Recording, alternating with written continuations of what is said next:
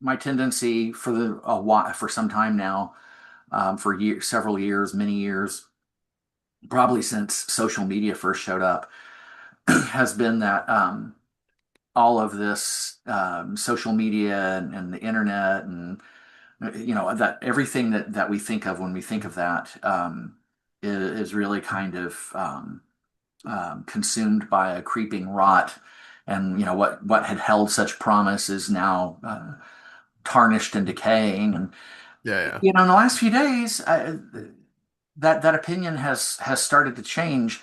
Really? Yeah, and it really is a case of where I've watched it happen, and there hasn't been any desire or intention. It's just been something that has happened all on its own. It started with something I don't recall exactly what, because it's only been in the last 5 days or so that this has happened. But of course, whole other story. I've been seriously sleep deprived. I've had several nights of really bad sleep due to, it wasn't any wasn't anything I had done, but that's an absurd sentence. I didn't even know. It's just something that it's just the way this week has played out. Yeah. Um, but there was something political that showed up, and I think Susanna told me about it. I forget. And it dawned on me that if the internet wasn't present, there would be things going on that no one would really be able to find out about easily. Yeah. It would not be something that was well broadcast, because the legacy media is more about absolutely about controlling the flow of information, Yeah, yeah. and Yeah. very much a case of gatekeeping writ large. And Yep. now we have the internet, and even in its worst manifestations, the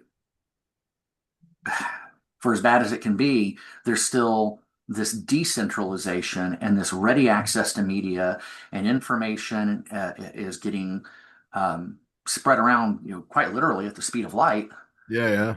Yeah. and people are finding things out, you know, almost instantaneously. Something happens in the morning before the morning is even halfway through. Millions upon millions of people Yeah. know about it, Yeah, and there's absolutely. nothing.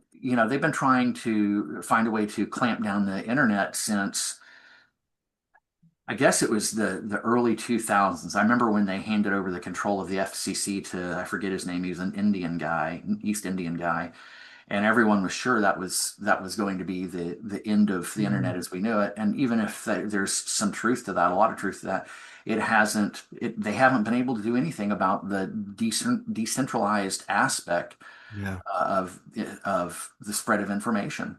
Yeah, that's As true. Terrence McKenna said, information's loose on Planet Three. Yeah. Yeah, it's absolutely true. Only issue with that is that there's also no way to clamp down on misinformation and Right. disinformation. And so it just becomes that double-edged sword where it's wonderful that we have so much access to stuff, but we also, as a species, don't seem to be good with discriminating between, what's actually true and what just feels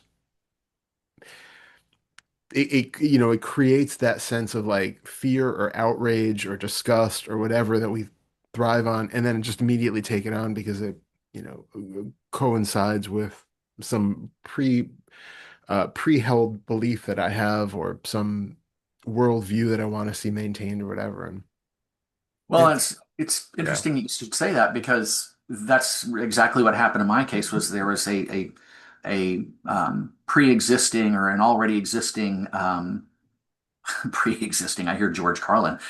How can something exist before it exists? Um, It's funny. but so there's this already held belief, this idea that was already there about the internet, and a fairly cynical and pessimistic one, and on its own, just just because of the flow of things, Yeah. um, something happened, and that began to shift and change. And I still recognize that there's all the things you said, Yeah. basically. All the things you said are true, no argument. Um, but I'll take the bad with the good because, at least for right now, and it has been this way for some time, that in spite of all of the swill and garbage Yeah. that comes pouring out of the monitor or out of your device when looking at the internet, there's still a tremendous amount of positive stuff that happens as a result of it. Yeah, And absolutely. you Yeah. know, I, you really can't separate them. So I just Yeah. recognize that there's all of this bleh, Yeah.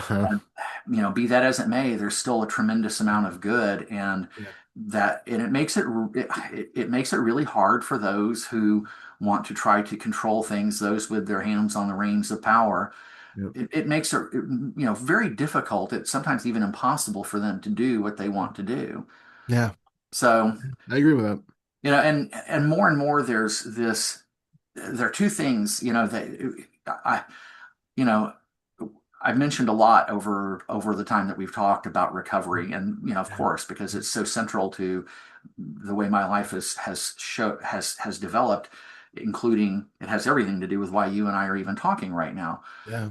Um, but I'm way more than a recovering, or actually, I say in my case, recovered alcoholic. Mm. Um, I am a recovering pessimist and cynic and misanthrope. Yeah.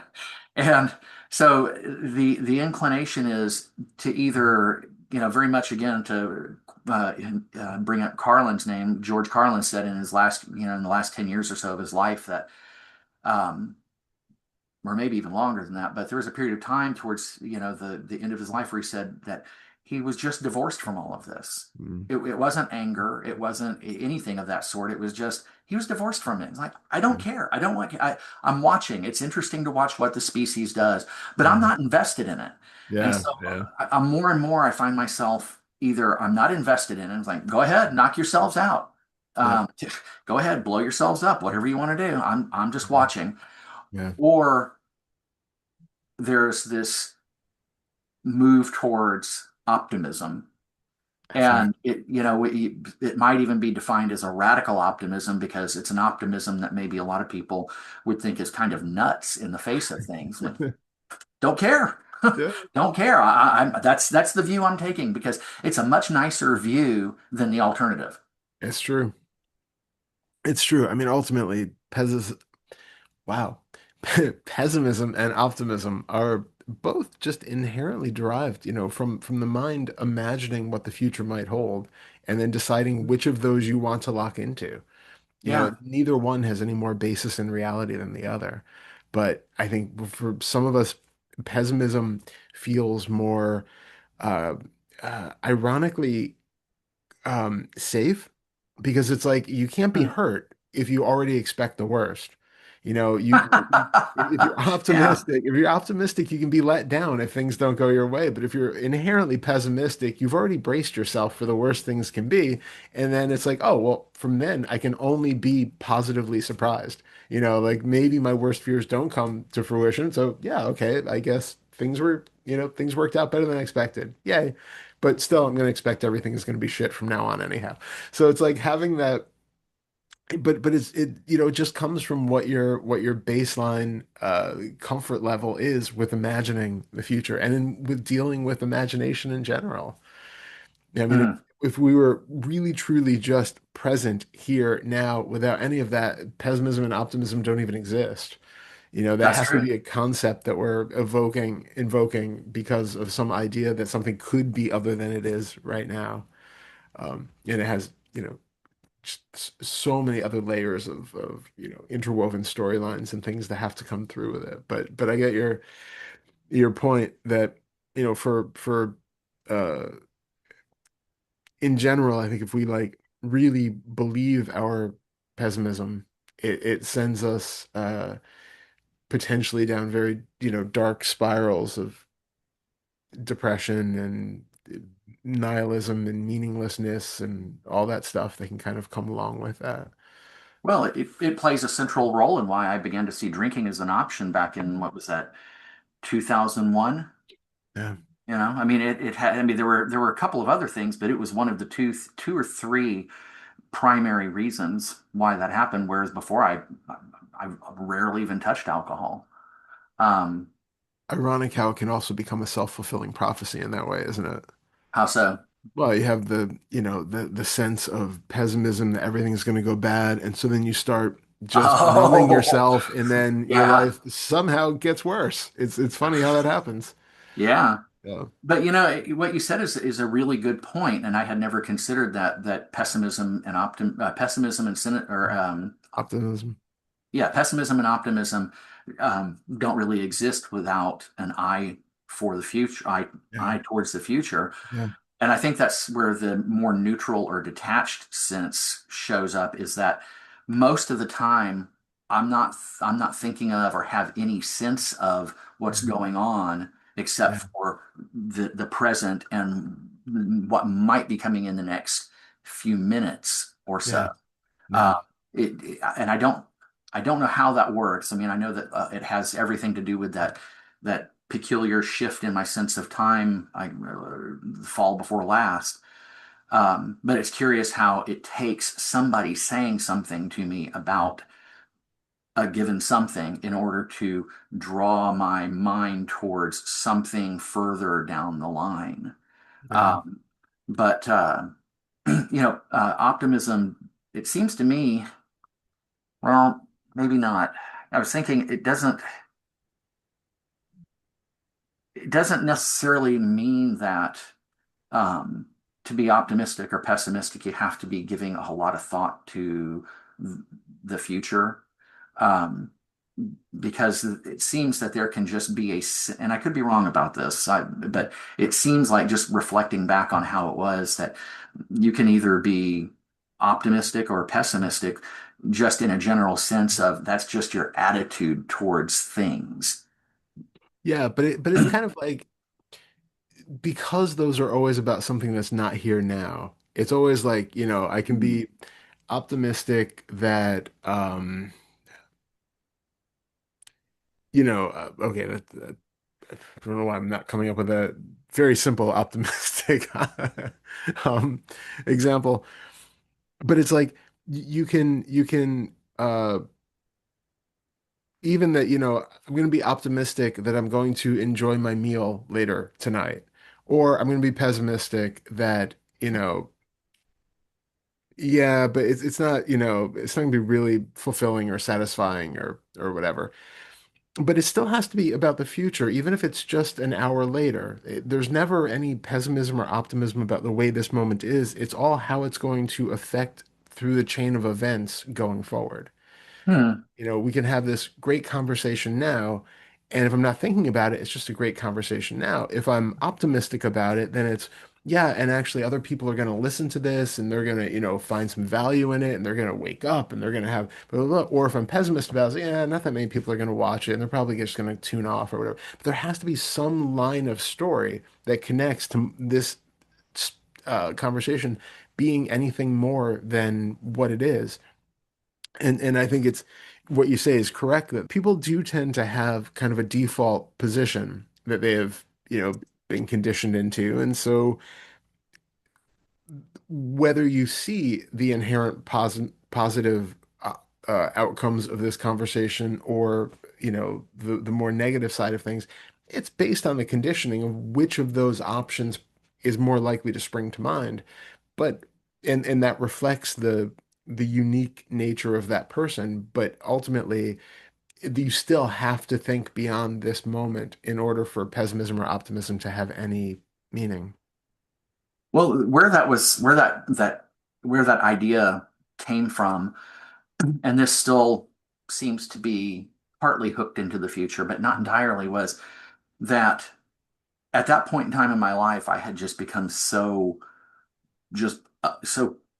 profoundly and utterly black in terms of my state of being, Yeah. that something could happen, like I could be walking along and be, carrying something, and then run into something and something falls and breaks, like, see, this is how Yeah. life is, this is how Yeah. life is. Yeah. And while I understand that there's kind of this, that implies kind of this broader view in terms of time, it also at the same time is very much about what's happening right here, Yeah. and how Yeah. what's happening right here.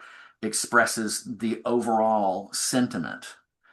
Yeah, I would still expand on that though and say that it's because you had an expectation in the past that things were Mm. going to be a certain way. And this is just, something dropping and breaking is one more example of why your overarching thesis that the world is a mess and it's going to, everything is terrible and it's only going to get worse. We're all devolving towards entropy is further entropy is like that you just you're finding things that will support that thesis. And so everything that breaks, if that's your idea that the world is, just devolving into chaos and everything that breaks, everything that goes wrong or whatever is just further proof. If you were somebody who had the optimistic side of things, those, even though they might happen, just don't register the same way. They don't have the same meaning imputed on them that they do if you're looking for reasons um, to find the world to be a pessimistic place. If you were an optimist, it might just be, wow, I woke up and the sun was shining through the window, and that had like this meaning for you because that's just has as much self-imputed meaning on the way the sun is hitting the uh the the frozen ice crystals on the window, and it just looks kind of magical in a way. That has the same kind of meaning as like, oh, and I knocked over my tea, and of course I did. Like it's just it's because of your starting point that we give any meaning to anything that exists. Well, I'm not debating it. I agree with Yeah. you. I don't think that it has to necessarily be exclusively something that is outside of or beyond the present moment. Yeah, 'Cause like I yeah. said, I first for it began in the 90s, and then when we moved to Athens, Georgia in 2001, and then I began drinking. Um, uh, I was already, by that point, I had already managed to very thoroughly nurse this misanthropic, pessimistic, just Yeah. state of being and how I viewed and interpreted everything. Yeah. Um, it was very much kind of, um, it became very much a present moment sort of thing because it was carried with me 24/7. And then, to go back to the example, something would happen. And what you said is absolutely true. Um, but yet, without anything at all happening, just simply the act of being, um, it was everything was rotten. Yeah. That was just the given assumption. And, to go take that back to where it started, and it's very much an idea I picked up from Robert Anton Wilson, who I've mentioned more than a few times. Mm. He said that same thing. I choose to have an optimistic, hopeful view of the world because it's much nicer. Yeah. It feels much better, and it Yep. does. And the thing I said out loud to myself one day in 2014 when it began in earnest, the whole spiritual search. Um, getting all of these massive bills for things that we didn't actually owe, and the profound fear and anxiety that set off. And then, you know, out came the statement, I didn't get sober to live like this. And that still is Mm. very much true. But now, instead of being based on being sober, it's just simply, I don't have much tolerance for suffering, stress, and unhappiness. I'm just not willing to put up with it. No. I get that. I get that. And I think there is sort of a deeper uh, implication to that idea that we can choose to be optimistic or not, and putting aside the whole idea of personal choice or whatever. But Right. but it is because it is a mind created position. It's showing how mentally derived our interpretation of anything is. And it is largely Mhm. a matter of our personal viewpoint of anything. No matter what your political persuasion is, in any given situation, if there are half of the country who is against something, there's another half that is for it.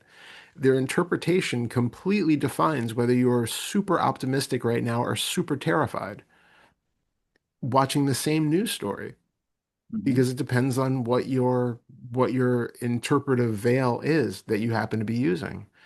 And so having the willful position of, I'm just going to be optimistic about things, if you can like genuinely embody that, then it's just showing that we have this malleable way of creating our interpretive vision of everything, and it's not dictated by the events around us. It's dictated by our interpretation of and relationship to and resistance to those events that are happening. Hold on a minute. Hold on a minute. Yeah, Okay. Let me see if I can summarize that because that please, was really good. please. So it's not something that is our particular view of things is not something that is the result of or derived from the events going on around us. It is the result of or derived from conditioned mental postures. Exactly, Okay. exactly. Yeah, and it's how much we resist against it that causes the suffering about it. It's how much Hmm. how we are interpreting the event that makes it one way or another. And because of that, we do see people like you described who have deeply negative veils over everything. And so everything is going to be interpreted. It doesn't matter what it is. They win the lottery and they're going to interpret it as, yeah, and everybody's going to want my money and I'm going to be, and everybody who wins the lottery goes, bro, you're going to twist it, whatever, so that it fits your premise about the way life is. And it's not inherent in the action of winning the lottery or spilling your tea or anything else. It's all in the interpretation of it, and that is a conditioned response based on everything that has come before, but specifically in this case, based on your views of what life is, should be, what it means, what your expectations are, how this moment is either confirming or subverting your expectations of how it was going to be. And then the resistance to that subversion, if it's happening. But all of that is like an active creation of our way of being. Yeah. Huh. Well, and it seems like the, at least in what you just said, it seems like the active element are the expectations. Mm, yeah, very much. Very And much. I And guess, the resistance to when our expectations are either oh, not fulfilled or in some cases when they are. If we have those kind of negative expectations. right. Hang on a minute. I just want to jot down a really quick Yeah, yeah. diagram of that. Um, so,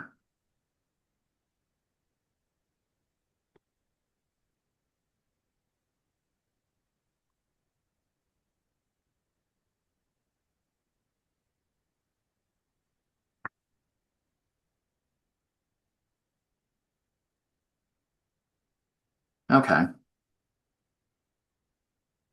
It's funny. It's one of those things that, yeah, it's kind of obvious when you say it out loud, but until you said it out loud, it never really was something that was clear that they're the expectations and then the resistance to when things don't go the way, when they don't conform to our expectations. Yeah, yeah. And also, if you, like I said, if you have that like negative, pessimistic attitude, there's an expectation that things are going to go bad, but that's usually not really what you want, right? Like when you had that, see there, I told you, life is like this. Uh, You don't really want life to be like that. That is mhm, itself a posture of resistance to life not being as good as you would like for it to be. And so you mhm. put yourself in this kind of negative posture that's a perpetual state of resistance against life. Then anything happens that again goes against what you would prefer happening, that's just reinforcing against that. And so it's a protective strategy because again, you can't get hurt if you already expect for things to be terrible all the time. You can't be disappointed. You always expect the worst. The Then you're just getting reinforced that okay, of course, the world is as bad as I thought.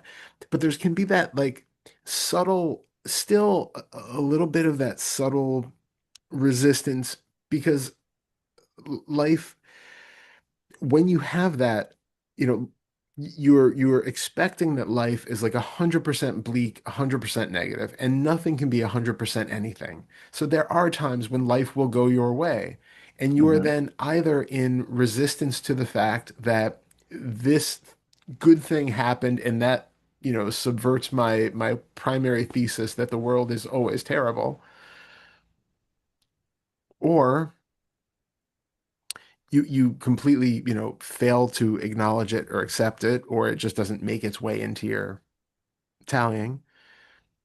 And even when something bad does happen or something that you don't want does happen, even though you're getting that little jolt of like, haha, I was right. See, I told you so. That's a defense because you really would like for it to have gone differently. You really Huh. didn't want to drop the glass and break it. You really didn't want, whoever to leave you or whatever it was. It's a defense to make yourself not feel the pain of life once again letting you down.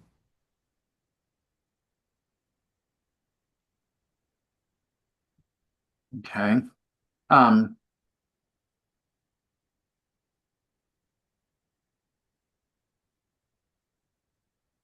One moment. Okay. Mm. All right. Well, when you said that, the first thought that popped up was, what a relief that that's not the place that I live my life from anymore. Yeah, You yeah, know, I mean, I recognize that there are people who are, or people who might have what we could call maybe a situational pessimism mm, with just the way things are right now. yeah, Um, the the conditioned inclination, meaning what shows up more or less automatically most of the time, not all the time. Like the last week being so sleep deprived has caused.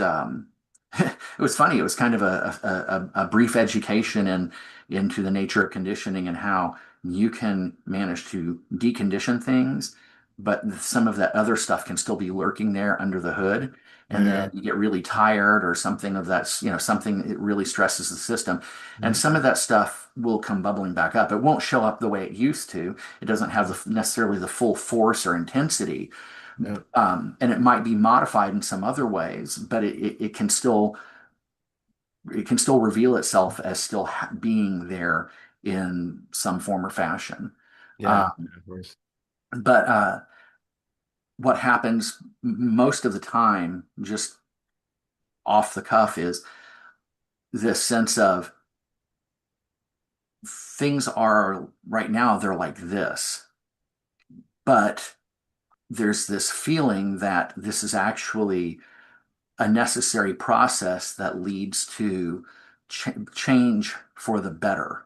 Yeah, yeah, And it's not something that was willful where, okay, I'm going to think this. It's just in the process of retraining the mind to be more hopeful and optimistic and to give up the pessimism and the misanthropy and all of this, that's just what has appeared on its own. And it's also based on some experience because it seems like time and time again over the course of my life, the things that seemed really awful have almost always been a doorway to something better.